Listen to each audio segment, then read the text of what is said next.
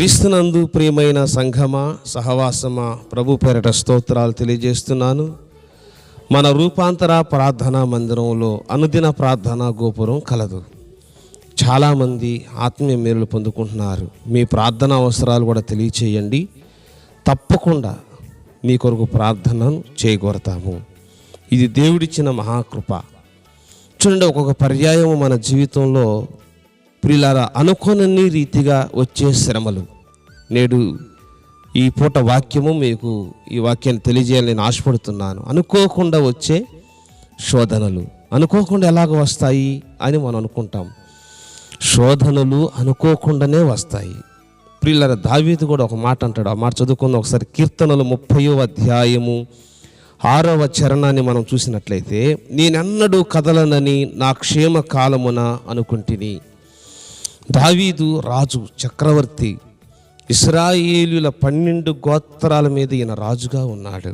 సౌలును తీసివేసి దేవుడు దావీదుకు రాజుగా పట్టాభిషేకం చేయించాడు. కానీ దావీదు దేవుని హృదయానుసారుడైన మనుషుడు. ఒక్క విషయంలోనే తప్పిపోయాడు దావీదు. కానీ బత్షెబ విషయంలో తప్పిపోయిన దావీదు మరల అంతకంతకు పశ్చాత్తాపపడి ప్రభు పాదాలు పట్టుకున్నాడు.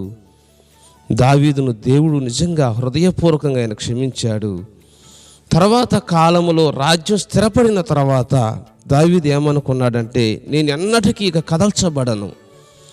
ఐశ్వర్య పరంగా, కుటుంబ పరంగా, రాజ్యం పరంగా, సంపద పరంగా, ఇలా నేను అన్ని విషయాలలో కూడా నేను ఆశీర్వదించబడ్డాను అనుకున్నాడు. కానీ శోధనలు అనుకోకుండా వస్తాయి. తన కడుపున పుట్టిన కుమారుడే రాజైన దావీదును శ్రమల పాలు చేశాడు, తరిమాడు, అడవిల పాలయ్యాడు రాజు. ఒక్కొక్క పర్యాయం, ఒక్కొక్క శోధన ప్రియులారా అనుకున్న రీతిగా వస్తూ ఉంటాయి. అయితే మనం విశ్వసించిన దేవుడు గొప్పవాడు కాబట్టి ఆ శోధనలో గుండా నిన్ను బయటికి వేయటానికి ఆయన సమర్థుడై ఉన్నాడు. మీకు లోకములో శ్రమ కలుగును, అయినను ధైర్యము తెచ్చుకున్నది. నేను లోకములో ఉన్న శ్రమను కూడా జయించి ఉన్నానని ప్రభు చెప్పారు. నిజమే, లోకములో మనకు శ్రమలు కలుగుతాయి. అయినను మన నమ్మిన మన దేవుడు, జయించిన దేవుడు మనతో ఉన్నాడు కాబట్టి ఆ శ్రమలు మనల్ని హానిపరచవు అనే సత్యాన్ని మనం విశ్వసించాలి. భక్తుడైనటువంటి యోబు కూడా ఒక మాట తెలియజేస్తాడు. ఒకసారి మీ పరిశుద్ధ గ్రంథమైన బైబిల్ తెరవండి. యోబు గ్రంథము 29వ అధ్యాయము మనం చూసినట్లయితే ఇక్కడ 6వ వచనములో చూడండి, నేను పెట్టిన అడుగెల్ల నేతిలో పడెను అన్నాడు. నిజంగా యోబు పట్టిందల్లా బంగారం అయింది. యోబు అంత ఐశ్వర్యవంతుడు తూర్పు దేశంలో ఎవరున్నారు?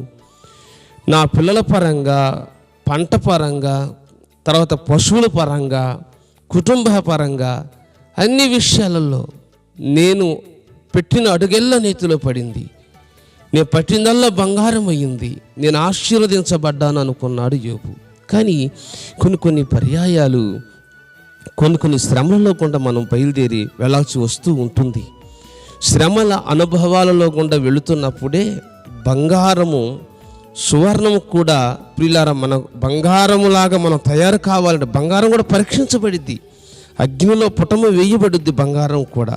నిజంగా దేవుడు ఒక్కొక్క పర్యాయం మనల్ని ఆ దిశగా దేవుడు నడిపిస్తూ ఉంటాడు. క్రీస్తునందు ప్రియులారా, నిజంగా మనకి ఈ లోకంలో శ్రమలు, శోధనలు, ఇబ్బందులు, ఇరుకులు అనుకోనని రీతిగా తారసపడతాయి.